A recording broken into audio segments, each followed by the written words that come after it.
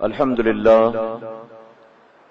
للہ رب العالمین والعاقبۃ للمتقین والصلاة والسلام علی سید الانبیاء والمرسلین اما بعد فاعوذ باللہ من الشیطان الرجیم بسم اللہ الرحمن الرحیم محمد الرسول اللہ صلی اللہ تعالی علیہ وسلم صدق اللہ مولانا العلی العظیم۔ بادئ توحید کے متوالو، شمع رسالت کے پروانوں، غوث و خواجہ اور رضا کے چاہنے والوں، آئیے سب سے پہلے ہم اور آپ نہایت ہی ادب اور احترام کے ساتھ اپنے اور ساری کائنات کے مرکز عقیدت جناب محمد الرسول اللہ صلی اللہ تعالی علیہ وسلم کی بارگاہ بے کس پناہ میں جس طرح سے میں آپ کو پڑھاؤں میرے ساتھ مل کر با آواز بلند ہدیہ غلامی درود و سلام کے انداز میں پیش کریں۔ پڑھیں الصلاۃ والسلام علیک یا رسول اللہ، الصلاۃ والسلام علیک یا حبیب اللہ، الصلاۃ والسلام علیک یا نبی اللہ، وعلی آلک واصحابک یا نور اللہ صلی اللہ تعالی علیہ وسلم۔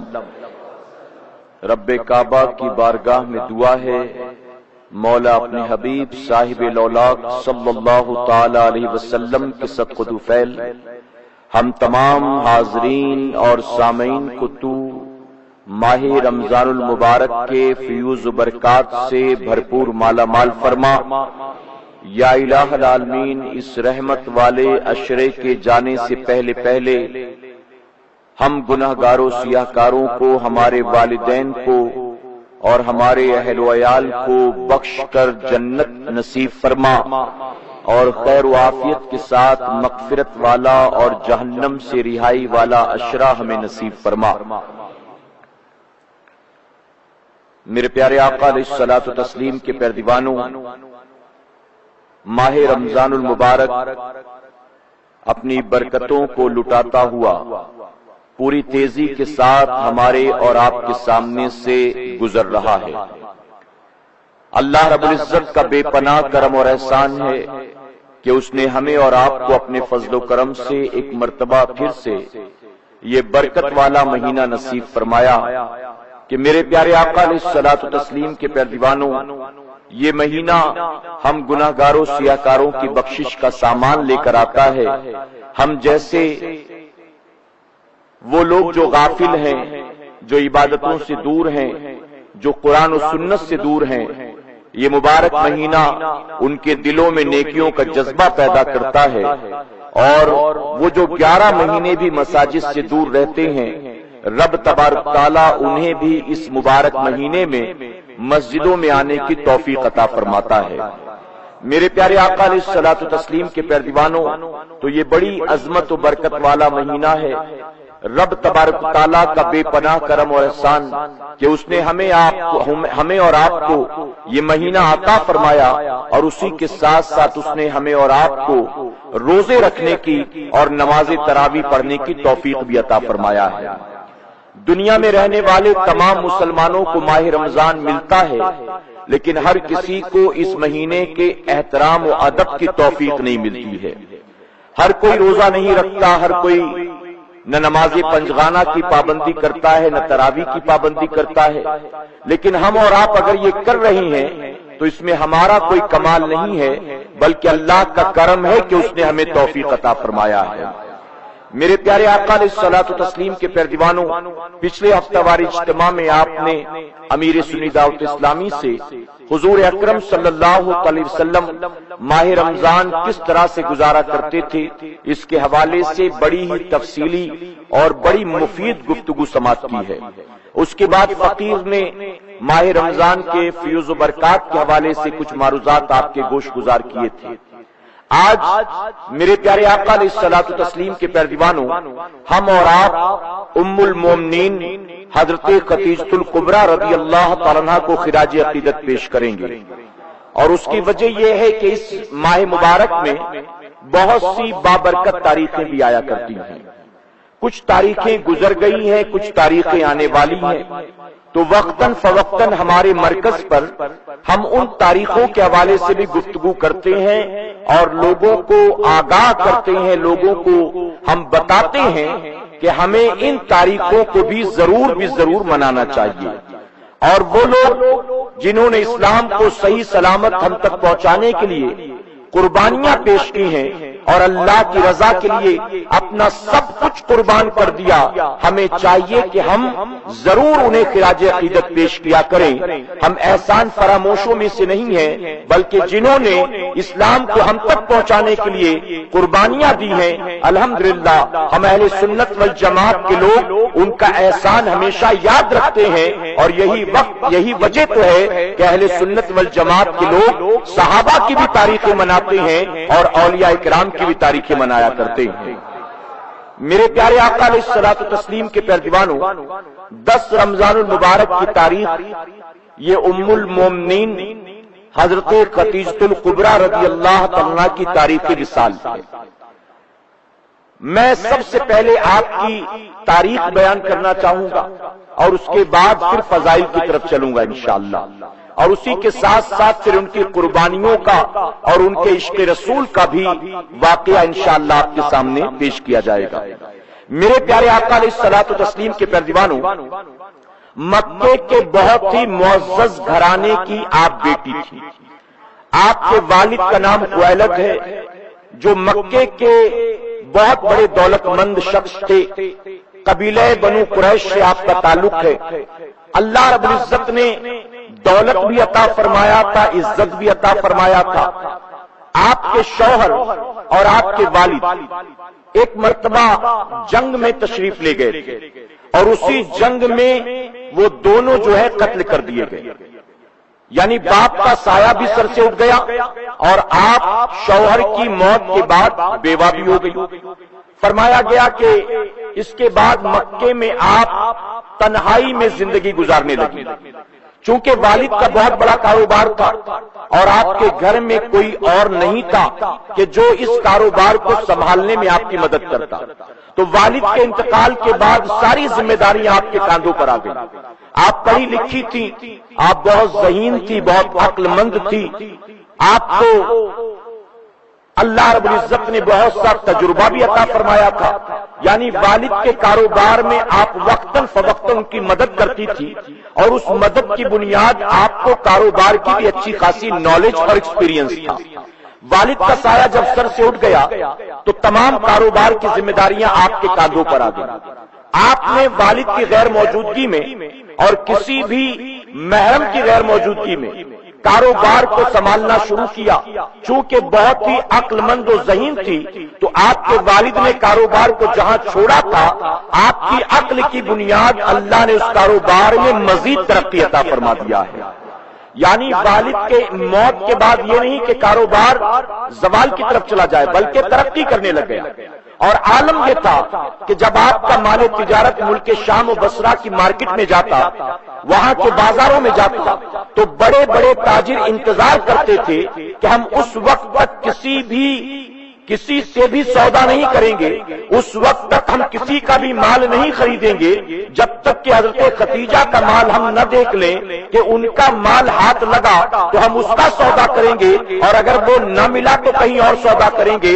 تو لوگ انتظار کرتے تھے، اور فرمایا گیا کہ آپ کا مال تجارت جو تھا منڈی میں آنے سے پہلے لوگ انتظار میں بیٹھے رہتے تھے، اور جیسے ہی آپ کا مال بازار میں پہنچتا لوگ اسے ہاتھوں ہاتھ لے لیا کرتے تھے۔ تو دن دونی رات چوگنی ترقی ہو رہی تھی آپ کے کاروبار کی، لیکن اس کے باوجود بھی تھی وہ عورت۔ کبھی کبھی اس بات کا انہیں احساس ہوتا کہ کاش میرا بھی کوئی اپنا ہوتا، بھائی ہوتا، شوہر ہوتا، بیٹا ہوتا، کوئی تو ہوتا کہ جس کے بھروسے پر میں یہ سارا کاروبار کر سکتی تھی۔ اب لوکل لیول پر جب بزنس ہوتا تھا تو حضرت خدیجہ اس کی دیکھ ریکھ کرتی تھی، لیکن جب یہ مال تجارت باہر جاتا مکے سے باہر تو آپ اس کے ساتھ نہیں جاتی تھی، بلکہ کسی نہ کسی کو ہائر کرتی تھی، آپ کسی نہ کسی کو بلاتی تھی، اسے امیر قافلہ بناتی تھی اور ذمہ داری دے کر اس کے ساتھ روانہ کرتی تھی۔ میرے پیارے آقا علیہ الصلوۃ والتسلیم کے ترجمانوں، آپ اس تلاش میں، اس جستجو میں تھی کہ مکے کی سرزمین پر مجھے کوئی 100% بھروسے مند آدمی مل جائے کہ جس کو دیکھ کر آنکھ بند کر کے میں اپنا کاروبار کر سکوں اور خسارے اور نقصان کے کوئی دور دور تک امکانات نہ ہوں۔ یہ انہی دنوں کی بات ہے کہ جب مکے کی سرزمین پر حضور اکرم صلی اللہ علیہ وسلم کے امین و صادق ہونے کا اعلان ہو رہا تھا۔ ہر طرف حضور اکرم صلی اللہ علیہ وسلم کی صداقت کے چرچے تھے، آپ کے شہید ہونے کے چرچے تھے، آپ کے امانت دار ہونے کے چرچے تھے۔ جب حضرت خدیجہ کو پتا چلا کہ انہوں نے جناب ابو طالب کے ذریعے پتا چلا کہ ابو طالب کا ایک بھتیجا ہے جس کا نام محمد ہے صلی اللہ علیہ وسلم، اور اس کے بڑے چرچے، بہت ایماندار، بہت نیک صفت، بڑے اچھے اخلاق و کردار والا، تو حضرت خدیجہ نے ابو طالب تک پیغام بھجوایا، حضور اکرم صلی اللہ علیہ وسلم کو بلایا گیا، اور اس کے بعد حضرت خدیجہ الکبریٰ رضی اللہ عنہا نے اپنے کاروبار کی تمام ذمہ داریاں حضور اکرم صلی اللہ علیہ وسلم کے کاندھوں پر رکھ دی، یعنی انہیں ذمہ دار بنا دیا کہ آج کے بعد میرا یہ سارا کاروبار آپ کو سنبھالنا ہے، اس کی ساری دیکھ ریکھ آپ کو کرنا ہے۔ فرمایا گیا حضور اکرم صلی اللہ علیہ وسلم جب اس کاروبار میں شامل ہوئے، یوں تو پہلے ہی کاروبار بڑی ترقی پر تھا، لیکن جب اللہ کے محبوب صلی اللہ علیہ وسلم اس کی دیکھ ریکھ کرنے لگے تو اللہ رب العزت نے پہلے کے مقابلے کئی گنا زیادہ برکتیں عطا فرما دیا ہے۔ اور حضرت خدیجہ کو اس بات کا اچھی طرح سے احساس تھا کہ یہ جو برکت اب ہو رہی، یہ برکت اب میرے عقل و ذہانت اور تجربے کی بنیاد نہیں ہو رہی، بلکہ اب یہ محمد کے اخلاق و کردار کی بنیاد ہو رہی ہے۔ اب یہ ساری برکتیں ان کے جڑنے کی وجہ سے، اس بات کا انہیں اچھی طرح احساس تھا۔ فرمایا کہ کچھ دن تک مکہ معظمہ میں کاروبار ساتھ کرنے کے بعد جب تجارتی قافلہ ملک شام کے لیے جاتا تھا تو آپ نے حضور اکرم صلی اللہ علیہ وسلم کو بلایا اور بلا کر کہا کہ اس مرتبہ یہ میرا تجارتی قافلہ جو ملک شام جاتا ہے، میں چاہتی ہوں کہ آپ اس کے امیر قافلہ بن کر جائیں، اس کاروبار کی ساری ذمہ داری آپ پر ہے، آپ سارا حساب کتاب رکھیں، آپ ساری دیکھ ریکھ رکھیں، اور آپ کو اس بار امیر قافلہ بن کر جانا ہے۔ حضور اکرم صلی اللہ علیہ وسلم نے اس بات کو تسلیم کر لیا۔ اب حضرت خدیجہ نے اپنے آزاد کردہ غلام کو بلایا، جو آزاد کر دیا گیا لیکن آپ کے یہاں جاب پر تھا، جس کا نام میسرہ کو بلایا، اور بلانے کے بعد حضرت خدیجہ الکبریٰ رضی اللہ عنہا نے میسرہ سے کہا کہ میسرہ ہر بار امیر قافلہ بنا کر میں تجھے بھیجتی، لیکن اس بار میں تیرے ساتھ محمد کو بھیج رہی ہوں صلی اللہ علیہ وسلم، تو ان کا احترام کرنا، تو ان کے ساتھ بہت اچھے سے پیش آنا، ان کے ہر مشورے کو قبول کرنا، یعنی آپ یہ بات کلیریفائی کر رہی تھی کہ میسرہ تجھے یہ محسوس نہ ہو کہ ان کی وجہ سے تیرا عہدہ چھین لیا گیا یا ان کی وجہ سے تیری تنخواہ کاٹی جائے گی، نہیں، بلکہ تو ان کو ساتھ لے جا، اور لے جانے کی وجہ کیا ہے وہ بیان کرتی ہے، کہتی کہ ان کو لے جا، ان کے مشورے کو قبول کرنا، اور میں نے بہت سی برکات ان کے ذریعے دیکھا، میں چاہتی ہوں کہ پورے سفر میں تو ان پر نظر رکھنا، اور جو بھی واقعات خلاف عقل تجھے نظر آئے اسے نوٹ کر لینا، اور واپس آنے کے بعد تو مجھے بتانا کہ تو نے کیا کچھ راستے بھر میں دیکھا۔ میسرہ نے قبول کر لیا۔ اب جانتے اس کی ایک وجہ یہ بھی تھی، علماء لکھتے ہیں کہ حضرت خدیجہ الکبریٰ رضی اللہ عنہا کو اس بات کا تو یقین تھا کہ میرے کاروبار میں جو ترقیاں ہوتی ہیں یہ محمد کی برکت ہے صلی اللہ علیہ وسلم۔ اسی کے ساتھ ایک مرتبہ آپ اپنے گھر کی چھت پر کھڑی تھی، آپ نے دیکھا حضور اکرم صلی اللہ علیہ وسلم تشریف لا رہے تھے، دوپہر کا وقت تھا، حضور اکرم صلی اللہ علیہ وسلم تشریف لا رہے تھے۔ حضرت خدیجہ دیکھ کر حیران رہ گئی کہ میرے آقا صلی اللہ علیہ وسلم دھوپ میں آتے ہیں اور آپ کے سر مبارک پر ایک بادل کا ٹکڑا سایہ کیے ہوئے آپ کے ساتھ ساتھ چلا آتا ہے۔ تو آپ سمجھ گئی اسی وقت سے کہ یہ کوئی معمولی آدمی نہیں ہے، یہ کوئی معمولی انسان نہیں ہے. اور یہی وجہ ہے کہ اسی وقت سے آپ کے دل میں حضور اکرم صلی اللہ علیہ وسلم کی عقیدت بیٹھ گئی. آپ نے میسرہ کو تاکید کی کہ پورے راستے تو ان پر نظر رکھنا اور خلاف عقل کوئی واقعہ نظر آئے تو اسے نوٹ کر لینا. اب یہ تجارتی قافلہ ملک شام کی طرف روانہ ہوا. فرمایا گیا اس وقت قافلے جب نکلتے تھے تو رات آتی تو راستے میں رک جاتے تھے، کسی راستے میں پڑنے والے گرجا گھر میں آرام کرتے تھے، اور صبح ہوتی تو پھر وہ سفر پر روانہ ہوتے. اسی طرح سے دن بھر سفر کرتے کرتے جب دوپہر کا وقت آیا، دوپہر کھانے کے لیے یہ قافلہ ایک گرجا گھر کے قریب رکا. تمام جو لوگ قافلے میں تھے وہ گرجا گھر کے اندر چلے گئے پناہ لینے کے لیے، لیکن حضور اکرم صلی اللہ علیہ وسلم اندر تشریف نہیں لے گئے، بلکہ گرجا گھر کے قریب سامنے ایک درخت تھا. میرے آقا صلی اللہ علیہ وسلم جا کر اس درخت کے نیچے بیٹھ گئے. آپ اس درخت کے نیچے جب بیٹھے تو وہاں پر چھاؤں نہیں تھی اتنی، بلکہ دھوپ تھی، دوپہر کا وقت تھا. لیکن اس گرجا گھر کے پادری نے اپنی آنکھوں سے دیکھا اور دیکھ کر حیران رہ گیا کہ حضور اکرم صلی اللہ علیہ وسلم جہاں بیٹھے وہاں پر دھوپ تھی، لیکن آپ کے تشریف فرما ہوتے ہی درخت نے فوراً اپنی ٹہنیوں کو سمیٹا، پتوں کو سمیٹا، اور وہ حضور اکرم صلی اللہ علیہ وسلم کی طرف اس طرح سے جھک گئے. آپ بیٹھے دھوپ میں تھے لیکن درخت نے آپ کے سر مبارک پر سایہ کر دیا ہے. اب یہ سارا معاملہ جو تھا اس گرجا گھر کا پادری دیکھ رہا تھا، جس کا نام تاریخ میں نستورہ آتا. نستورہ نے جب یہ دیکھا تو فوراً جو ہے میسرہ کو بلایا اور بلا کر کہنے لگا کہ میسرہ، یہ جو نیا شخص تمہارے ساتھ آیا بھلا یہ کون؟ یہ پہلی بار آیا ہے، اس نوجوان کو میں نے پہلی بار دیکھا، یہ ہے کون؟ تو اب میسرہ نے تعارف کروایا، کہا کہ ان کا نام محمد ہے صلی اللہ علیہ وسلم، اور یہ قبیلے بنو قریش سے تعلق رکھتے، یہ بہت بڑے اعلیٰ خاندان سے تعلق رکھتے، اور اس وقت میری مالکہ نے ان کو امیر قافلہ بنا کر بھیجا، ان کو ہمارا سردار بنا کر بھیجا. جب یہ سننا تھا تو نستورہ کہنے لگا کہ اے میسرہ سن، یہ صرف تیرے سردار نہیں ہیں بلکہ اللہ نے تو ان کو ساری کائنات کا سردار بنا کر بھیجا ہے. اب میسرہ کہنے لگا کہ تو کیا کہتا ہے، بات میری سمجھ میں نہیں آئی، تو کہنا کیا چاہتا ہے؟ تو وہ کہنے لگا کہ سنو، میں نے ان کی آنکھوں میں جو سرخی دیکھی ہے، یہ سرخی اللہ نبیوں کی آنکھ میں پیدا فرماتا ہے. اور یہ درخت اگرچہ گرجا گھر کے سامنے ہے لیکن آج تک کبھی میں اس درخت کے نیچے نہیں بیٹھا. اس کی وجہ کہ آج تک جو نبی ہوا ہے وہی اس درخت کے نیچے بیٹھا ہے، اور درخت نے ان پر سایہ کر دیا. اے میسرہ، مجھے لگتا ہے کہ جس نبی آخر الزماں کے واقعات میں نے کتابوں میں پڑھے ہیں یہ وہی ہیں، مجھے لگتا ہے کہ یہی اللہ کے آخری نبی بن کر آئے ہیں. اے میسرہ، میں تجھے مشورہ دیتا ہوں، تو زندگی بھر ان کا ساتھ دینا، تو ہمیشہ ان کے ساتھ رہنا، اور جب یہ اعلان نبوت کرے تو اے میسرہ تو ان کے ہاتھوں پر ان کے دین کو قبول کر لینا. اگر میری زندگی نے وفا کی، میں اس وقت موجود رہا تو میں بھی یقیناً ان کے ہاتھوں پر کلمہ پڑھوں گا، لیکن اگر وہ موقع نہ ملا تو میسرہ تو کبھی ان کا ساتھ نہ چھوڑنا. اس کے بعد فرمایا گیا تجارتی قافلہ، پھر وہ خدمت کرتا رہا حضور اکرم صلی اللہ علیہ وسلم کی، اور پھر تجارتی قافلہ ملک شام کی طرف پہنچا. جب ملک شام کی منڈی میں پہنچے تو فرمایا گیا ہر بار دگنا 3 گنا منافع ہوتا تھا، لیکن اس مرتبہ چونکہ حضور اکرم صلی اللہ علیہ وسلم امیر قافلہ بن کر آئے تھے، اللہ رب العزت نے 4 گنا منافع عطا فرمایا.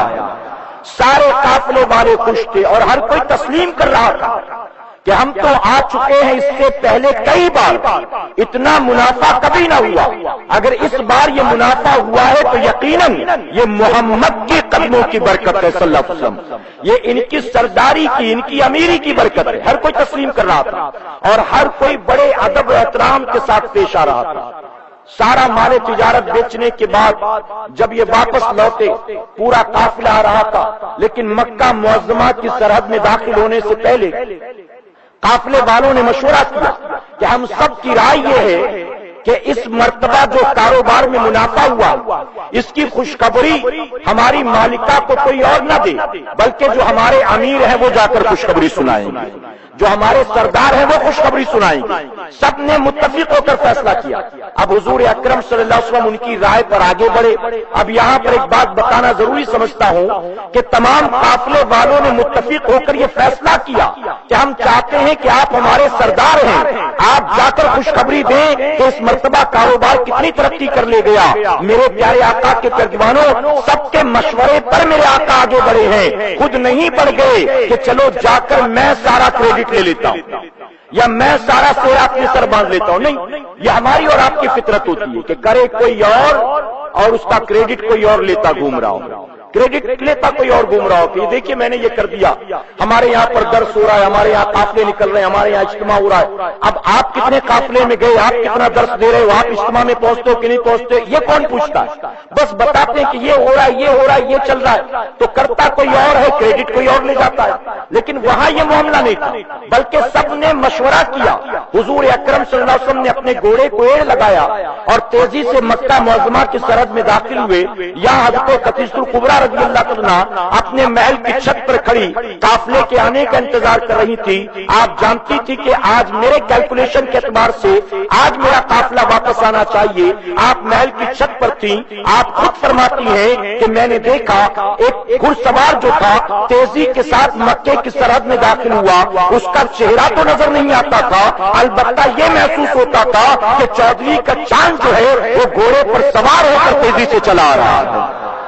فرماتی وہ آنے والا کون تھا دور سے نظر تو نہیں آتا, البتہ صرف اتنا لگتا ہے کہ چودھری کا چاند گھوڑے پر سوار ہو کر آتا ہے. اور فرماتی ہے کہ یہ تو میں نے گھڑ سوار کو دیکھا, جب میری نظر آسمان کی طرف پڑی تو دیکھ کر آنکھیں پھٹی رہ گئی کہ گھڑ سوار جتنی تیزی کے ساتھ مکے میں داخل ہو رہا تھا اتنی ہی تیزی کے ساتھ اس کے سر پر ایک بادل کا ٹکڑا سایہ کیے ہوئے آگے بڑھ رہا تھا.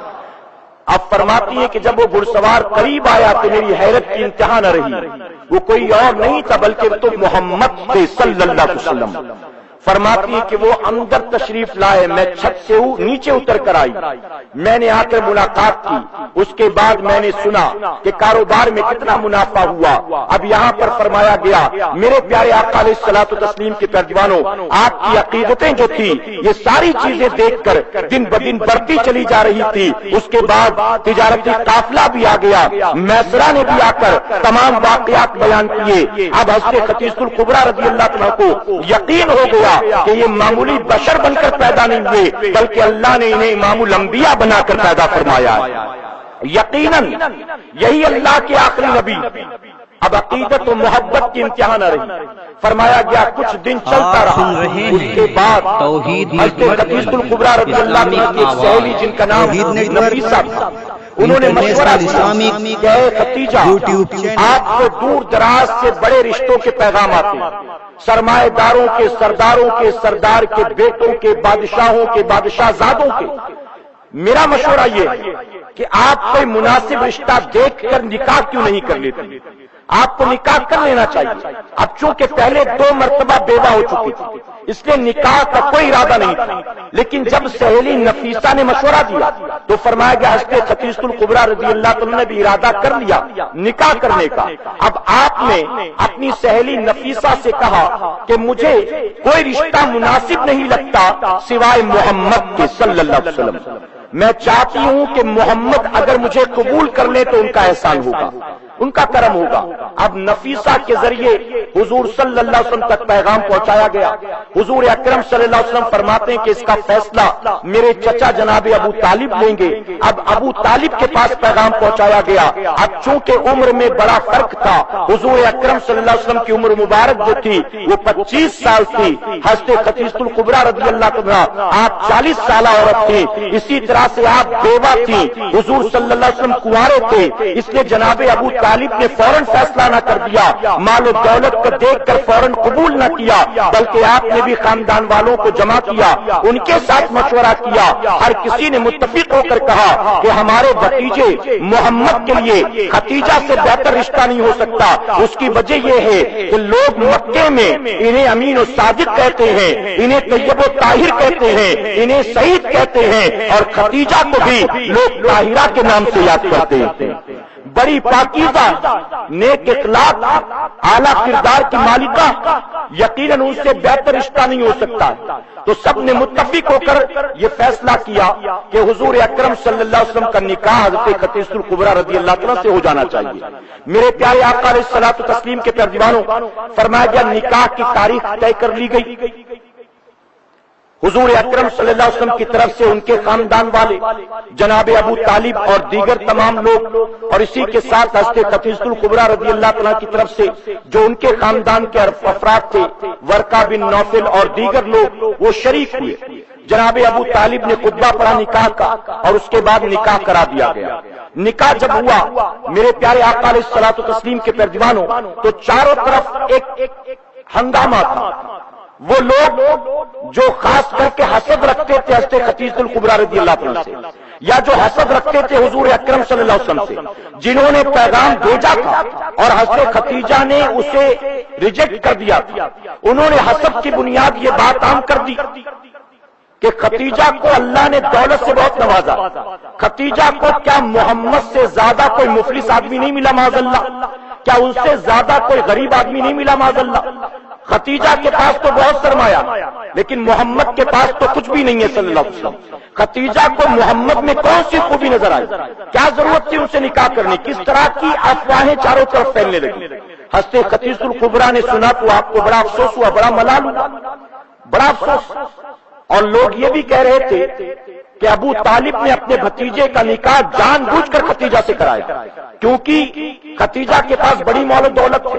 میرے پیارے آقا علیہ الصلوۃ والتسلیم کے ترجمانوں، نکاح ہو گیا، خطبہ مکمل ہوا، اس کے بعد فرمایا گیا حضرت خدیجہ الکبریٰ رضی اللہ عنہا کھڑی ہوئی، اور کھڑے ہو کر آپ نے اعلان کیا کہ لوگوں سنو، میرا نکاح محمد کے ساتھ ہو گیا ہے صلی اللہ علیہ وسلم، آج کے بعد میں بھی ان کی ہوں، میرا سارا مال بھی ان کا، جو کچھ میرے باپ نے کمایا تھا، جو کچھ میں نے جمع کیا تھا، یہ سارا اپنی خوشی سے میں ان کے حوالے کرتی ہوں، اگر یہ قبول کر لیں گے تو ان کا کرم ہوگا۔ اب کوئی آج کے بعد انہیں مفلس نہ کہے، یہ تو مالدار ہو گئے ہیں، اب تو خدیجہ مفلس ہو گئی۔ اب خدیجہ جیسی مفلس کو یہ قبول کر لیں تو ان کا کرم ہوگا، ان کا کرم۔ اس کے بعد اعلان کیا کہ سارے مال و دولت کو میں نے ان کے حوالے کر دیا، یہ چاہے کو رکھیں، چاہے کسی اور کو مالک بنا دیں، اور چاہے تو اللہ کی راہ میں سارا مال تقسیم فرما دیں۔ فرمایا گیا حضور اکرم صلی اللہ علیہ وسلم نے اسی موقع پر وہ سارا مال اللہ کی راہ میں صدقہ فرما دیا ہے، اور بلند آواز سے کہیں ساری مال و دولت کو۔ اور جانتے کتنا مال تھا؟ تاریخ میں آتا تقریباً 40,000 دینار موجود تھے، 40,000 یعنی سونے کے سکے 40,000 اس دور میں۔ آج اس کا کیلکولیشن کریں کتنا پیسہ بنے گا، کتنے کروڑوں کی رقم بنے گی۔ میرے پیارے آقا علیہ الصلوۃ والتسلیم کے ترجمانوں، سب کچھ حضور اکرم صلی اللہ علیہ وسلم کے حوالے کر دیا، اور اس کے بعد میرے آقا صلی اللہ علیہ وسلم نے دیکھتے ہی دیکھتے وہ سارا مال اللہ کی راہ میں صدقہ کر دیا۔ حضرت خدیجہ نے اس تک نہیں کہا کہ میرے باپ کے برسوں کی کمائی ہے، میں نے اپنی پوری جوانی جھونک دی ہے تو مال بنایا ہے، تمہیں تو بیٹھے بٹھائے مل گیا۔ نہیں معاذ اللہ ثم معاذ اللہ، زبان سے اس تک کے کلمات نہیں نکلتے ہیں، بلکہ خوشی خوشی اعلان کر دیا آج کے بعد میں بھی محمد کی ہوں، اور میرا سارا مال بھی محمد کا ہے صلی اللہ علیہ وسلم۔ میرے آقا نے سارا صدقہ کر دیا، اور جس طرح سے اپنی زندگی گزارتے تھے اسی طرح سے زندگی گزارنا حضرت خدیجہ نے پسند فرما لیا ہے۔ پہلے محل میں رہتی تھی، آرام کی زندگی تھی، جانتے ہو اس کے بدلے میں کیا ملا؟ حضور اکرم صلی اللہ علیہ وسلم کے دل میں یہ بات ہمیشہ تھی کہ خدیجہ نے میرے لیے بہت کچھ کیا، لیکن میں نے خدیجہ کو کیا دیا؟ خدیجہ نے میرے لیے بہت کچھ کیا، لیکن میں نے خدیجہ کو کیا دیا؟ میرے پیارے آقا علیہ الصلوۃ والتسلیم کے ترجمانوں، بخاری شریف کے حدیث مبارکہ حضور اکرم صلی اللہ علیہ وسلم فرماتے ہیں کہ میرے پاس جبرائیل علیہ السلام آئے، اور جبرائیل نے آ کر کہا یا رسول اللہ صلی اللہ علیہ وسلم، حضرت خدیجہ رضی اللہ عنہا آپ کے پاس ایک برتن لے کر آ رہی ہے، اس میں کچھ کھانے کی چیز موجود، آپ سب سے پہلے انہیں اللہ کا اور میرا سلام پیش کریں، اور اس کے بعد ان سے کہہ دیں اللہ رب العزت نے ان کے لیے جنت میں ایک موتیوں کا محل تیار کیا ہے۔ یعنی یہ ان کی قربانیوں کا بدلہ ہے۔ اللہ نے ان کے لیے جنت میں موتیوں کا محل تیار کر رکھا ہے، اور وہ محل ایسا ہے جس میں کوئی شور گل نہ ہوگا، جس میں کوئی تکلیف نہ ہوگی۔ یعنی حضرت خدیجہ کو آپ خوشخبری سنا دیں کہ دنیا کی تکلیفوں کے عوض میں اللہ نے انہیں آخرت کا انعام و آرام عطا فرما دیا۔ میرے پیارے آقا علیہ الصلوۃ والتسلیم کے ترجمانوں، اس کے بعد فرمایا گیا وقت گزرتا رہا۔ یہاں ایک بات اور عرض کر دوں، حضور اکرم صلی اللہ علیہ وسلم 25 سال کے قریب جوان اور حضرت خدیجہ 40 سال کی بیوہ خاتون۔ میرے آقا صلی اللہ علیہ وسلم نے اس عمر میں جبکہ اگر نکاح کرنا چاہتے تو بڑا سے بڑا دولت مند بھی، بڑا سے بڑا قریش کا عرب کا سردار بھی اپنی بیٹی کو راضی خوشی حضور اکرم صلی اللہ علیہ وسلم کے نکاح میں دے دیتا، لیکن اس کے باوجود میرے آقا صلی اللہ علیہ وسلم نے کسی کنواری سے نکاح نہیں کیا، بلکہ بیوہ کے سر پر ہاتھ رکھ کر میرے آقا نے بتا دیا آج تک دنیا سہاگن کو ابھاگن بناتی آئی ہے، اب محمد آ گیا ہے تو ابھاگن کو سہاگن بنانے والا۔ اب مانگوں سے سندور مٹائے نہیں جائیں گے، اب عورتوں کو بیوہ ہونے کی وجہ سے ظلم و زیادتیوں کا شکار نہیں ہونا پڑے گا، اب عورتوں کو بیوہ ہونے کی بنیاد لوگوں کے طنز و طعنے برداشت نہیں کرنے پڑیں گے۔ میرے پیارے آقا علیہ الصلوۃ والتسلیم کے ترجمانوں، اللہ کے گھر میں موجود ہوں، آج جو دنیا میں آواز لگاتے ہیں، آج جو دنیا میں اعلان کرتے ہیں، وہ لوگ حقوق نسواں کی بات کرتے ہیں، وومن رائٹس کی بات کرتے ہیں۔ میں کہتا ہوں دنیا میں جتنے مذاہب موجود ہیں ان تمام مذاہب کو اٹھا کر دیکھ لو اور اسلام کی تاریخ کو اٹھا کر دیکھ لو، اگر پوری دنیا کے اندر سب سے پہلے حقوق نسواں کی بات کسی نے کیا ہے تو پیغمبر اسلام نے بات کیا۔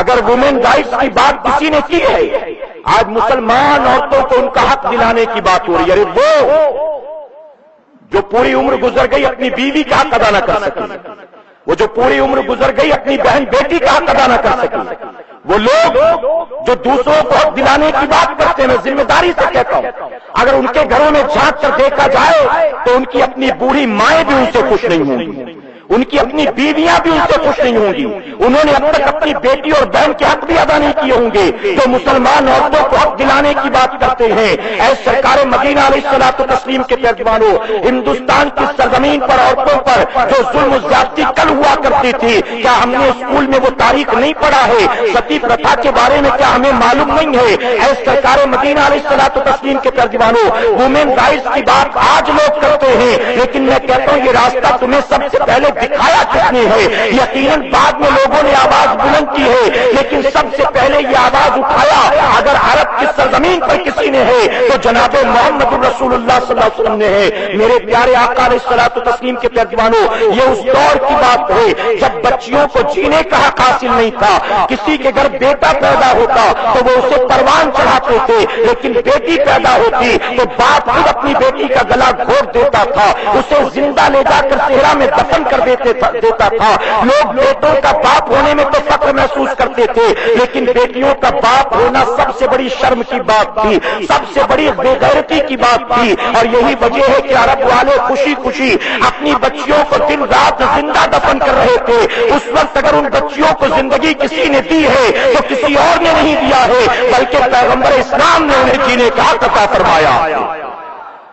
حضرت خدیجہ الکبریٰ رضی اللہ عنہا فرمایا گیا حضور اکرم صلی اللہ علیہ وسلم نے جب 40 سال کی عمر میں اعلان نبوت فرمایا، جب وحی کے نزول کا سلسلہ شروع ہوا اور آپ نے اعلان نبوت فرمایا تو سب سے پہلے عرب کی سرزمین پر کسی نے اگر آپ کا ساتھ دیا ہے تو کوئی اور نہیں بلکہ آپ کی وفادار بیوی اور ہماری مقدس ماں حضرت خدیجہ الکبریٰ رضی اللہ تعالیٰ عنہا نے آپ کا ساتھ دیا۔ یہاں تک فرمایا گیا کہ جب شروع کی 5 آیات حضور اکرم صلی اللہ علیہ وسلم پر نازل ہوئی، آپ غار ہرا سے واپس گھر آئے تو آنے کے بعد کی جو کیفیت تھی وہ میں بیان نہیں کرتا، لیکن آپ آنے کے بعد سب سے پہلے قرآن مقدس جو نازل ہوا وہ کسی اور کو نہیں بلکہ وہ آیات اپنی بیوی کو سناتے ہیں۔ میرے آقا نے گویا قرآن سب سے پہلے پڑھ کر ایک عورت کو سنایا ہے۔ اب بتائیے عورت کا اس سے بڑا اور کیا شرف ہو سکتا ہے، اس سے بڑا اور کیا مقام ہو سکتا ہے؟ حضور اکرم صلی اللہ علیہ وسلم کے ہاتھوں پر سب سے پہلے اسلام قبول کیا ہے تو حضرت خدیجہ الکبریٰ رضی اللہ تعالی نے اسلام قبول فرمایا ہے۔ مردوں نے بعد میں، بچوں نے بعد میں، غلاموں نے بعد میں، آزادوں نے بعد میں، مرد و عورت میں سب سے پہلے کسی نے قبول کیا تو ایک عورت نے۔ یہ عورتوں کو بہت بڑا شرف حاصل ہوا حضرت خدیجہ کے ذریعے۔ میرے پیارے آقا علیہ الصلوۃ والتسلیم کے ترجمانوں، سب سے پہلے میرے آقا نے قرآن پڑھ کر انہیں سنایا، سب سے پہلے انہوں نے اسلام قبول فرمایا، اور قبول اسلام کے بعد دن رات حضور اکرم صلی اللہ علیہ وسلم کو وہ ساتھ دیا کرتی تھی۔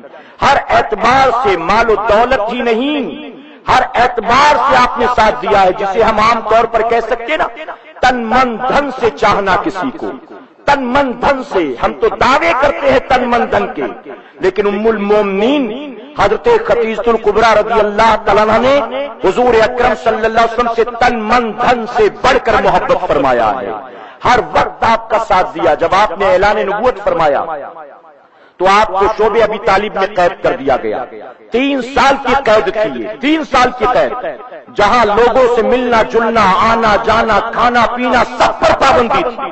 تمام مکے کے کفار مشرکین نے منصوبہ کیا اور آپ کو شعبہ ابی طالب میں قید کر دیا۔ فرمایا گیا آپ کے ساتھ میں اس وقت بھی آپ کی بیوی موجود تھی، اس وقت بھی آپ کا ساتھ نہیں چھوڑا بلکہ آپ کا ساتھ دیا ہے۔ درختوں کے پتے کھاتے تھے حضرت خدیجہ الکبریٰ رضی اللہ تعالیٰ نے اس وقت درختوں کے پتے بھی کھائے شعبہ ابی طالب میں۔ فرمایا گیا چونکہ آپ کا بڑا اثر تھا مکے میں، بڑا اثر تھا، اس وجہ سے کبھی کبھی آپ ہی کی وجہ سے کھانے پینے کا کوئی سامان شعبہ ابی طالب میں آ جاتا تھا، علاوہ اس کے پابندیاں تھیں۔ میرے پیارے آقا علیہ الصلوۃ والتسلیم کے پیروانوں، ہجرت سے 3 سال پہلے آپ دنیا سے پردہ فرما گئیں۔ رمضان المبارک کی 10 تاریخ تھی اور جانتے ہیں آپ نے کس کس طرح کی قربانیاں دی ہیں۔ فرمایا گیا حضرت خدیجہ الکبریٰ رضی اللہ عنہا آپ جب بیمار ہوئی، آپ بستر پر تھی، حضور اکرم صلی اللہ علیہ وسلم دن بھر تبلیغ دین کر کے آتے اور آنے کے بعد سرہانے بیٹھتے اور بیٹھ کر سر پر ہاتھ رکھتے اور فرماتے تھے خدیجہ کیا حال ہے تمہارا، اب تمہاری طبیعت کیسی ہے؟ تو اس وقت ام المومنین حضرت خدیجہ الکبریٰ رضی اللہ عنہا عرض کرتی تھی یا رسول اللہ صلی اللہ علیہ وسلم آپ میری فکر ذرا بھی نہ کریں، آپ میری ذرا بھی فکر نہ کریں، آپ مجھے میرے حال پر چھوڑ دیں، آپ جتنی دیر میرے پاس بیٹھ کر میری تیمارداری کریں گے، اگر نکل کر باہر آپ دین کی تبلیغ کریں تو ممکن ہے کچھ اور اللہ کے بندوں کو جہنم کی آگ سے آپ بچا سکتے ہیں۔ ذرا سوچیں کتنی ہیلپ فل تھی، کیسی مددگار تھی تبلیغ دین میں، آپ نے کس طرح سے مدد فرمایا تھا۔ میرے پیارے آقا علیہ الصلوۃ والتسلیم کے پیروانوں، اگر کوئی دین کا کام کرنے والا اس کے گھر سے کیا اس طرح کا سپورٹ ملتا ہے؟ کیا بیوی سپورٹ کرتی ہے؟ کیا والدین سپورٹ کرتے ہیں؟ کیا بھائی بہن سپورٹ کرتے ہیں؟ بلکہ آج کی تاریخ میں اگر دیکھا جائے تو بہت معذرت سے کہوں گا، اگر کوئی مبلغ بن جائے اور وہ مبلغ بننے کی وجہ سے قافلے میں، اجتماع میں، درس میں، تربیت میں، مرکز پر آنا جانا شروع کر دے تو پورے گھر والے اس کے پیچھے لگ جاتے ہیں، ملا بن گیا ہے، مولانا بن گیا ہے، پتہ نہیں کس کے چکر میں پڑ گیا ہے، پتہ نہیں رات بھر کہاں غائب رہتا ہے، 2-3 دن کے لیے نکل جاتا ہے، گھر کی پرواہ نہیں کرتا ہے۔ تو اس طرح سے سارے لوگ مخالفت پر اتر آتے ہیں میرے پیارے آقا علیہ الصلوۃ والتسلیم کے ترجمانوں۔ لیکن آپ اندازہ لگائیں کہ وہاں پر آپ بستر مرگ پر ہیں اور آپ کی تیمارداری کرنے والا کوئی نہیں ہے، سارے لوگوں نے قبول اسلام کی وجہ سے آپ کا ساتھ چھوڑ دیا ہے، آپ کے جو رشتے دار تھے انہوں نے بھی رشتے ناطے توڑ دیے، آپ کی جو سہیلیاں تھی انہوں نے بھی دوستی یاری چھوڑ دی، آپ کے جو اڑوسی پڑوسی تھے انہوں نے بھی ملنا جلنا چھوڑ دیا، سب آپ کی مخالفت میں کھڑے ہو گئے تھے۔ آپ جہاں بستر پر پڑی ہیں، حضور اکرم صلی اللہ علیہ وسلم تبلیغ دین کر کے شام لوٹتے ہیں، آ کر سرہانے بیٹھتے ہیں اور جب آپ کی طبیعت کے حوالے سے سوال کرتے ہیں تو بیوی کسی طرح کا شکوہ شکایت کرتی نظر نہیں آتی بلکہ شوہر کی حوصلہ افزائی کرتی ہوئی نظر آتی ہے۔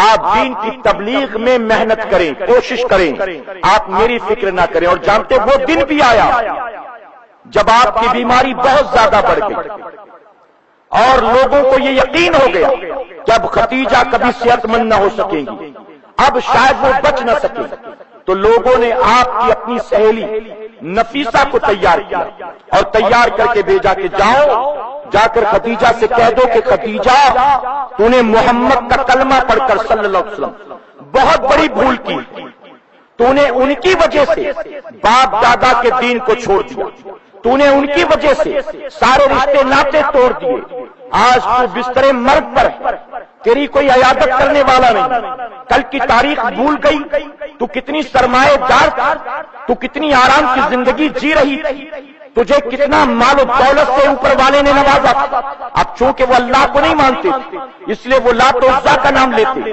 میرے پیارے آقا علیہ الصلوۃ والتسلیم کے ترجمانوں وہ بار بار کہہ رہے کہ نفیسہ جا کر سمجھا خدیجہ کو، کہہ دے کہ وہ آج بھی اگر پلٹ آئے گی ہم اسے معاف کر دیں گے، ہم خوش دلی کے ساتھ پیش آئیں گے، ہم آگے بڑھ کر اس کا خیر مقدم کریں گے، ہم اس کی عیادت بھی کریں گے، ہم اس کی خدمت بھی کریں گے، ہم اس کا علاج بھی کروائیں گے، اور اگر خدیجہ کا انتقال ہو گیا تو کہہ دو کہ ہم جنازے کو کاندھا بھی لگائیں گے، اپنے ہاتھوں سے دفن بھی کر کے آئیں گے، لیکن اگر وہ نہ پلٹی، اگر اس نے محمد صلی اللہ علیہ وسلم کا کلمہ نہ چھوڑا تو ہم نہ تیمارداری کرنے والے ہیں نہ عیادت کرنے والے ہیں، اور اگر وہ مر گئی تو ہم جنازے میں بھی شریک نہیں ہوں گے، ہم جنازے کو کاندھا بھی نہیں لگائیں گے، ہم اس کی تدفین بھی نہیں کریں گے، پھر اکیلی وہ قبرستان کیسے جائے گی؟ اے نفیسہ تو اس کی سہیلی ہے، جا کر اس کو سمجھا۔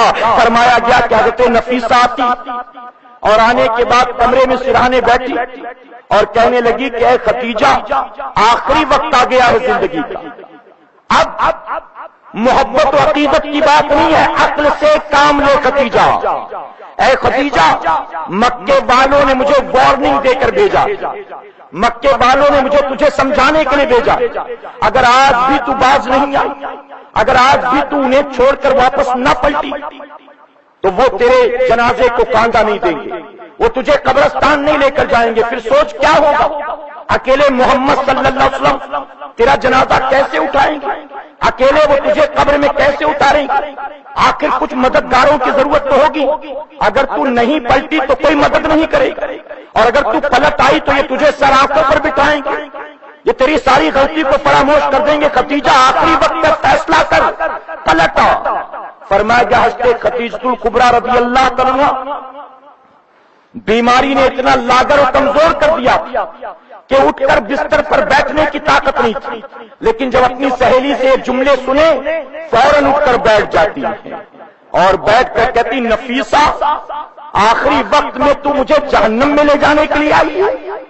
اے نفیسہ یہ تو ہو سکتا ہے کہ کوئی جہنمی جہنم سے نکال کر جنت میں داخل کر دیا جائے، لیکن یہ کبھی نہیں ہو سکتا کہ جنتی جنت میں جانے کے بعد جنت سے نکال کر جہنم میں داخل کر دیا جائے۔ اے خدیجہ اے نفیسہ تو یہ کہتی ہے کہ میں محمد کا کلمہ چھوڑ دوں تو جا کر مکے والوں میں اعلان کر دے، جا کر عرب والوں کو یہ کہہ دے کہ خدیجہ ان کا ساتھ نہ جیتے جی چھوڑ سکتی ہے نہ مرنے کے بعد چھوڑ سکتی ہے، اگر وہ دھمکیاں دیتے ہیں تو وہ مجھے یوں ہی مر جانے دیں گے، وہ میرے جنازے کو کاندھا نہیں دیں گے، وہ میری قبر میں مجھے اتاریں گے نہیں، تو جا کر نفیسہ عرب والوں سے کہہ دے مجھے ان کی کوئی ضرورت نہیں ہے، مجھے اللہ اس کے رسول پر اتنا یقین ہے، اتنا یقین ہے کہ میرے مرنے کے بعد اگر یہ کاندھا نہیں دیں گے اللہ فرشتے بھیجے گا اور فرشتے میرے جنازے کو کاندھا دیں گے۔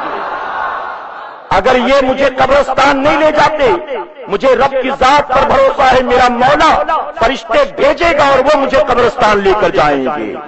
اتنا سننا تھا، اس جذباتی کلمات کو سننے کے بعد، ایمان کے اس منظر کو دیکھنے کے بعد وہ نفیسہ جو مرتد بنانے آئی تھی اپنے آپ کو روک نہ سکی، کہا خدیجہ یہ پختہ ایمان کہاں سے ملا؟ اللہ اس کے رسول کی ذات پر یہ یقین تجھے کہاں سے ملا؟ اے خدیجہ میں تو تجھے اسلام سے ہٹانے آئی تھی، اپنا ہاتھ بڑھا اور مجھے بھی کلمہ پڑھا کر محمد کا غلام بنا لوں۔ فرمایا جب فوراً وہ بھی کلمہ پڑھ کر مسلمان بن گئی ہے۔ ذرا سوچو آج کی تاریخ میں کہاں سے ایسی بیوی لے کر آئیں؟ آج کی تاریخ میں کون سی ایسی وفادار بیوی ہوگی؟ کون ہوگی جو اس طرح سے اپنے شوہر پر اپنا سب کچھ قربان کرنے والی ہوگی؟ میرے پیارے آقا علیہ الصلوۃ والتسلیم کے پیارے دیوانوں، حضور اکرم صلی اللہ علیہ وسلم نے فرمایا اللہ کو تمام عورتوں میں 4 عورتیں بہت پسند ہیں. کہ سبحان اللہ. اللہ کو تمام عورتوں میں 4 عورتیں بہت پسند ہیں. فرماتے ہیں سب سے پہلے حضرت عیسیٰ علیہ السلام کی والدہ حضرت مریم بہت پسند ہے. اللہ کی پسندیدہ بندیاں ہیں. مریم پسند ہے. اللہ تبارک تعالیٰ کو فرعون کی بیوی آسیہ بہت پسند ہے. آسیہ بہت پسند ہے. فرعون کی بیوی تھی لیکن اس کے باوجود سب فرعون کو خدا مانتے تھے اور وہ فرعون کے محل میں رہ کر بھی اللہ کو خدا مانتی تھی. فرعون نے ظلم کی، زیادتی کی، یہاں تک کہ ہاتھ پیر میں کیلے ٹکوا دی اور ٹکوانے کے بعد کہا ایک بار مجھے خدا مان لے، ایک بار مجھے خدا مان لے. تو یہی حضرت آسیہ ہے جنہوں نے اعلان کیا تھا یہ جسم تیرا ہے، جو بند کرے اس کے ساتھ کر لے. جسم تیرے حوالے کر دیا، دل تو مولا کے حوالے کر دیا ہے. تو میرے جسم پر ظلم تو کر سکتا ہے، میرے دل کو اپنی طرف نہیں پھیر سکتا ہے. آقا فرماتے آسیہ فرعون کی بیوی ہو کر بھی اللہ کو بہت پسند ہے. اس کے بعد فرماتے ہیں حضرت خدیجہ الکبریٰ اللہ کو بہت پسند ہے. اللہ کو بہت پسند کیوں؟ اس کی وجہ یہ ہے، اس کی وجہ یہ ہے کہ آپ نے حضور اکرم صلی اللہ علیہ وسلم کے لیے بہت سی قربانیاں پیش کی ہیں. اس کے بعد میرے آقا فرماتے ہیں کہ چوتھی عورت کون ہے؟ کوئی اور نہیں بلکہ فرماتے اللہ کو میری بیٹی فاطمہ بہت پسند ہے. اور یہ حضرت فاطمہ کون ہے؟ یہ بھی حضرت خدیجہ کی بیٹی ہے. حضرت خدیجہ کی ذرا سوچیں، ماں ایسی ہوتی ہے تو اللہ شکم سے حضرت فاطمہ جیسی بیٹی پیدا فرماتا ہے. مائیں جب ایسی ہوتی، فرمایا جب ان کے وصال کے بعد 10 رمضان المبارک کو آپ پردہ فرما گئی. حضور اکرم صلی اللہ علیہ وسلم نے خود آپ کو قبر میں اتارا اپنے ہاتھوں سے. اس وقت جو ہے نماز جنازہ کا حکم نہیں آیا تھا، اس لیے نماز جنازہ نہیں ہوئی. لیکن میرے آقا صلی اللہ علیہ وسلم نے مکہ معظمہ کے قبرستان جسے ہم اور آپ جنت المعلا کہتے ہیں، اس قبرستان میں آپ کو خود اپنے ہاتھوں سے قبر میں اتارا. اس کے بعد فرمایا گیا حضور اکرم صلی اللہ علیہ وسلم اس کے بعد اتنی محبت فرماتے تھے، اتنی محبت فرماتے تھے کہ آپ کے گھر میں جب بھی کوئی چیز اچھی بنتی تو آپ اسے ضرور حضرت خدیجہ کی سہیلیوں کے گھر پہنچایا کرتے تھے. بکری ذبح ہوتی تو اس کا گوشت بھی پہنچایا کرتے تھے. اور پہنچانے کی وجہ یعنی حضرت خدیجہ الکبریٰ رضی اللہ تعالیٰ کے انتقال کے بعد ان کی سہیلیوں کے گھر وقتاً فوقتاً تحفے پہنچانا، کھانے پینے کے سامان پہنچانا، یہ اس بات کی ضمانت تھی کہ میرے آقا وصال کے بعد بھی حضرت خدیجہ سے کتنی محبت کرتے تھے. اب یہاں میں ایک بات عقائد اہل سنت کے تحت عرض کرنا چاہوں گا. حضرت خدیجہ الکبریٰ رضی اللہ عنہ کی محبت میں حضور اکرم صلی اللہ علیہ وسلم ان کے انتقال کے بعد بھی ان کی سہیلیوں کے گھر تحفے پہنچاتے تھے. آج اگر ہم حضور کی محبت میں غریب غربا کو کھلاتے پلاتے ہیں، میلاد کی محفل کرتے ہیں، نیاز تقسیم کرتے ہیں حضور کی محبت میں، تو کیا یہ ناجائز و حرام ہے؟ ارے میرے آقا صلی اللہ علیہ وسلم اپنی بیوی کی محبت میں جب اس طرح سے تحفے تحائف تقسیم کر سکتے ہیں تو ہم بھی اپنے آقا کی محبت میں اس طرح سے چیزیں لوگوں میں بانٹ سکتے ہیں. اس پر کوئی فتویٰ نہیں لگا سکتا ہے، کوئی فتویٰ نہیں.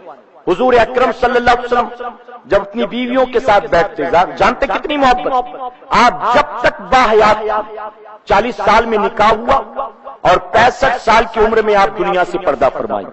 اور بعض لوگوں نے جو ہے 64 سال 7 مہینے لکھا یا 8 مہینے بھی لکھا. بہرحال 65 سال میں آپ کا انتقال ہوا، یعنی 25 سال تک آپ نے حضور اکرم صلی اللہ علیہ وسلم کی خدمت فرمایا ہے.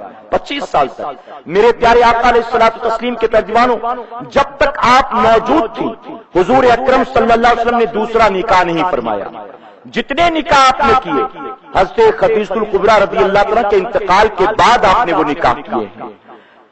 اپنی بیویوں کو لے کر محفل میں بیٹھتے حضور اکرم صلی اللہ علیہ وسلم جب بھی اس طرح سے بیٹھتے تھے تو سب کی موجودگی میں آپ حضرت خدیجہ الکبریٰ رضی اللہ عنہ کی تعریفیں کیا کرتے تھے. بار بار تمام بیویاں سنتی، بار بار سنتی. ایک مرتبہ ماں عائشہ صدیقہ رضی اللہ عنہ سے نہ رہا گیا. وہ کہتی بار بار سن کر مجھے غیرت آتی اور میں نے ایک بار کہہ دیا کہ یا رسول اللہ صلی اللہ علیہ وسلم، ہمیں لگتا ہے کہ آج بھی آپ ہم سب سے زیادہ انہی سے محبت کرتے ہیں، حالانکہ اللہ نے اب آپ کو ان سے بہتر بیویاں دے دی. وہ تو عمر میں زیادہ بھی تھی، اب جو بیویاں ہیں وہ ان کے مقابلے عمر میں کم ہیں، لیکن لگتا ہے کہ آج بھی آپ ان سے بہت محبت کرتے ہیں. تو میرے آقا صلی اللہ علیہ وسلم نے فوراً فرمایا کہ عائشہ میں خدیجہ سے محبت کیوں نہ کروں؟ اللہ کی قسم، اللہ نے مجھے خدیجہ سے بہتر بیوی نہیں دی، حضرت خدیجہ سے بہتر اللہ نے مجھے بیوی نہیں دی، اور فرماتے کہ اے عائشہ میں اس سے محبت کیوں نہ کروں؟ ارے اس وقت جب لوگوں نے میرے ساتھ کفر کیا تھا وہی تھی جس نے میرا کلمہ پڑھا تھا، اس وقت جب میری بات کو سننے کو تیار نہیں تھا وہی تھی جو میری مددگار ثابت ہوئی تھی، اس وقت جب مجھے کوئی کچھ دینے کو تیار نہیں تھا خدیجہ تھی جس نے سارا مال میرے قدموں میں لا کر ڈال دیا تھا۔ اے عائشہ میں خدیجہ سے محبت کیوں نہ کروں؟ اے سرکار مدینہ علیہ الصلوۃ والتسلیم کے ترجمانوں، اس کے بعد عائشہ صدیقہ رضی اللہ تعالیٰ فرماتی ہیں کہ پھر اس کے بعد میں نے کبھی اس طرح کی بات نہیں کی، میں نے کبھی اس طرح کی بات، یعنی حضور اکرم صلی اللہ علیہ وسلم کو اگر تکلیف ہو تو میں وہ تکلیف والی بات کبھی نہ کرتی۔ میرے پیارے آقا علیہ الصلوۃ والتسلیم کے پیروانوں، تو ہمیں بھی چاہیے، خاص کر کے ہماری ماں بہنوں اور بچیوں کو چاہیے کہ وہ بھی آئیڈیل انہی کو بنائیں، ان اللہ والیوں کو۔ حضور اکرم صلی اللہ علیہ وسلم نے جن کے نام واضح فرما دیے، حضرت مریم کا کردار دیکھ لو، حضرت آسیہ کے معاملات دیکھ لو، ان کا تقوی طہارت و ایمان دیکھ لو، حضرت خدیجہ کی قربانیاں دیکھ لو، خاتون جنت کی عبادت اور ریاضت، ان کا تقوی طہارت دیکھ لو۔ ایک عورت کو چاہیے، ایک مسلمان بہن بیٹی بچی کو چاہیے کہ وہ آئیڈیل انہی میں سے کسی کو بنائے، کسی فلم والی کو آئیڈیل نہ بنائے، کسی ٹی وی سیریل والی کو آئیڈیل نہ بنائے، کسی ناچنے گانے والی کو آئیڈیل نہ بنائے۔ اس کی وجہ کہ ماں جیسی ہوتی ہے بیٹی بھی اسی کے نقش قدم پر چلا کرتی ہے۔ اور ایک بات جو میں بار بار کہتا ہوں، ہماری مائیں بہنیں سن رہی ہیں تو ان کو بتانے کے لیے میں یہ بات واضح کرنا چاہوں گا کہ ایک بیٹی کو ماں ہاتھ پکڑ کر برتن دھونا نہیں سکھاتی، بتائیے سکھاتی؟ کہ ہاتھ پکڑ کر کے بیٹا برش ایسے پکڑتے ہیں، صابن اتنا لگاتے ہیں، برتن لیفٹ ہینڈ میں یہ رائٹ ہینڈ میں، ایسی تعلیم ہوتی ہے؟ نہیں۔ ایک ماں اپنی بیٹی کا ہاتھ پکڑ کر اسے کپڑا دھونا نہیں سکھاتی، ایک ماں اپنی بیٹی کا ہاتھ پکڑ کر اسے آٹا گوندنا نہیں سکھاتی، ایک ماں اپنی بیٹی کا ہاتھ پکڑ کر اسے سالن بنانا، دال پکانا یا یہ ساری چیزیں نہیں سکھاتی۔ پھر بیٹی سیکھتی کیسی ہے؟ ماں ہاتھ پکڑ کر نہیں سکھاتی بلکہ ماں کرتی جاتی ہے، اور دیکھ کر خود بخود بیٹی وہ سب کرتی چلی جاتی ہے۔ ماں کرتی ہے اور بیٹی دیکھ کر سیکھتی ہے۔ اب ماں جیسی ہوگی ظاہر ہے بیٹی ویسی ہوگی نا۔ ارے جب ماں حضرت خدیجہ کی طرح ہوتی ہے تو بیٹی خاتون جنت کی طرح ہوتی ہے، اور جب ماں خاتون جنت کی طرح ہوتی ہے تو بیٹی حضرت زینب کی طرح ہوا کرتی ہے۔ تو یہ جذبہ کہاں سے آتا ہے؟ یہ شوق کہاں سے آتا ہے؟ یہ تعلیم و تربیت کہاں سے حاصل ہوتی ہے؟ تو ہمیں چاہیے کہ ان کو آئیڈیل بنائیں، ان کے واقعات پڑھیں، اپنے گھر میں ان کے واقعات سنائیں، بتائیں۔ اور میرے پیارے آقا علیہ الصلوۃ والتسلیم کے پیروانوں، یقیناً ان اللہ والوں کی، ان اللہ والیوں کی یہ قربانیاں ہیں کہ جس کے سبب اسلام صحیح سلامت ہم تک اور آپ تک پہنچا ہے۔ اللہ رب العزت ہمیں آپ کو سب کو کہنے سننے سے زیادہ عمل کی توفیق عطا فرمائے۔ درمیان گفتگو مجھ سے جانے انجانے میں کسی طرح کی غلطی خامی رہ گئی، آپ سب کو گواہ بنا کر سچے دل سے توبہ کرتا ہوں۔ رب میری توبہ قبول فرمائے اور ہماری اس محفل کو قیامت میں ہمارے لیے، ہمارے والدین کے لیے بخشش اور نجات کا ذریعہ بنا دے۔ وما علینا الا البلاغ۔